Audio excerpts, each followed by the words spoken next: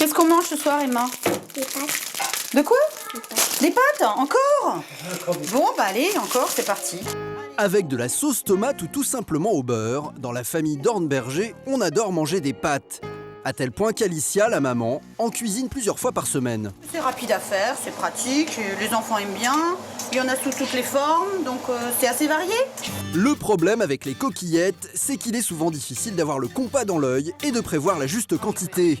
Du coup, une fois que tout le monde est servi, il en reste encore. À chaque repas, quand on mange des pâtes, il reste des pâtes parce que j'ai mal dosé, tout simplement. En France, 16 paquets de pâtes sont vendus chaque minute. Rapide à cuisiner et économique, elles constituent l'un des repas préférés des Français.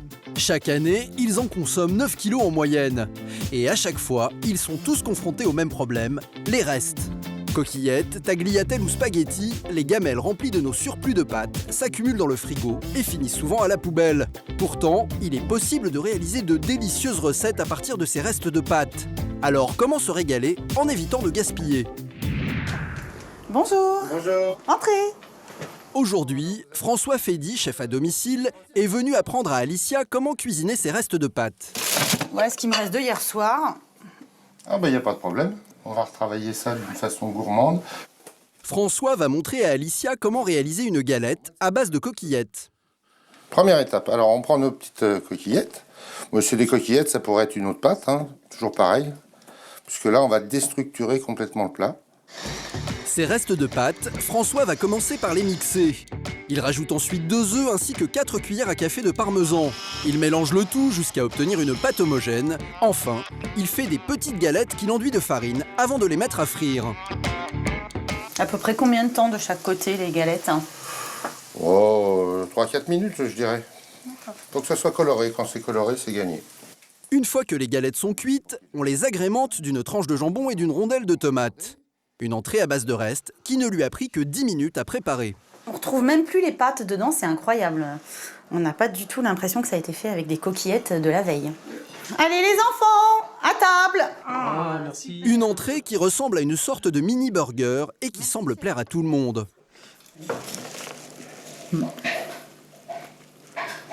C'est moelleux et c'est croustillant en même temps. C'est ça qui est sympa. Des pâtes qui croustillent et qui sont sous forme de galettes. Non, ce qui est sympa, c'est qu'on peut manger des pâtes toute la semaine maintenant. La preuve est faite qu'on peut cuisiner de délicieuses entrées à partir de ces restes de pâtes. Mais il est tout à fait possible de réaliser aussi un plat de résistance. Boulogne, en région parisienne. Cugino, puoi tenere un poco di coppa per risotto? Grazie. Pour Alex, le patron de ce restaurant italien, en toute logique, les pâtes sont une véritable institution. Mais la particularité de ce chef cuisinier, c'est que sur sa carte, tous les plats sont exclusivement réalisés à partir de pâtes précuites. Et pour pouvoir en cuisiner en grande quantité, il a une technique pour bien les conserver. Pour réutiliser ces pâtes et refaire le lendemain un gratin, il faut toujours mettre un peu d'huile pour éviter qu'elles collent entre elles. Aujourd'hui, Alex va cuisiner sa recette préférée, le gratin de penne à la sauce forestière. Donc pour cela, j'ai coupé quelques échalotes. Je vais faire ce qu'on appelle en italien un soffritto. En français, cela veut dire faire rissoler ses échalotes. Et à ce moment-là, j'ajoute un peu de sucre roux. Ça caramélise un petit peu, ça parfume un petit peu. Et au niveau du goût, cela ne se sent pas plus que ça. Pour une tablée de 8 personnes, il faut rajouter aux échalotes 500 g de champignons, un demi-litre de crème. Verser la garniture dans 600 g de restes de pâtes. Enfin, mélanger le tout dans un saladier.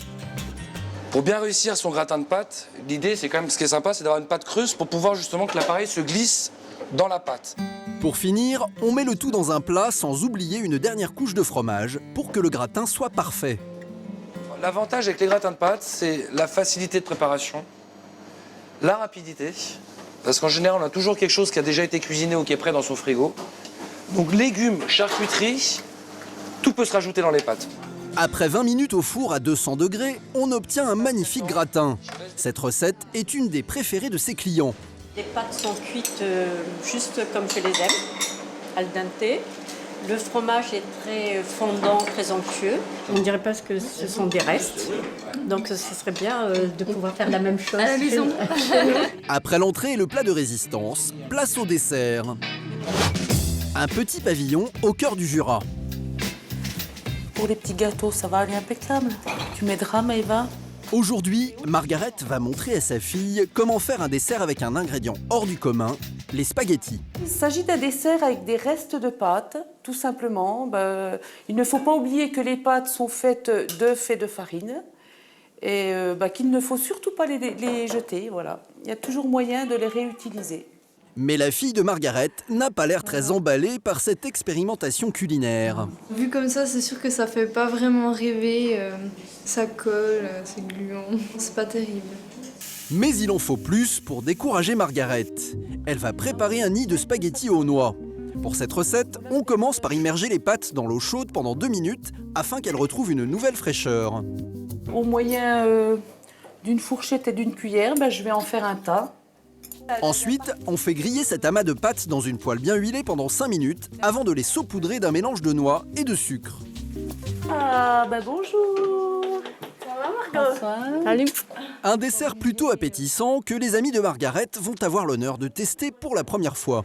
Goûtez et vous me direz ce que vous en pensez. C'est très bon. Très bon. La première bouchée, on en met un peu partout, mais après, c'est bon. Manifestement, Margaret vient de faire de nouveaux adeptes à la cuisine à base de restes de pâtes. Généralement, ça passe à la poubelle, donc je trouve que c'est original, fallait oser. De l'entrée au dessert, en passant par le plat de résistance, vous savez maintenant que vos restes de pâtes recèlent bien des trésors cachés.